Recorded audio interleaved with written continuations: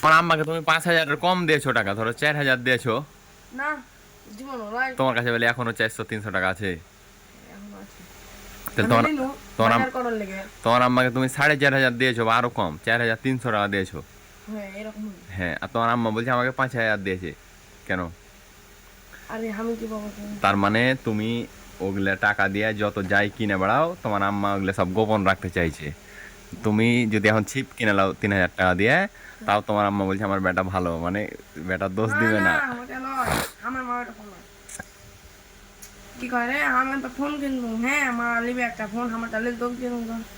আর মাও বলে phone tone কিনতে না থাকে, এই মাসে টাকা না, এই মাসে এই বাজার সাজার কিনতে। আমি চিপ টিপ কিনে নিই কিছু কিনবো। তুমি ফোন কিনো আর যাই কিনো, তুমি তো তোমার আম্মাকে 5,000 টাকা দাওনি। হ্যাঁ তা 5,000 5,000 কম দিয়েছে আমাকে। 5,000-এ 700 টাকা কম দিয়েছো তুমি। হ্যাঁ তাও তোমার আম্মা কেন বললো যে আমাকে 5,000 টাকা দিয়েছে?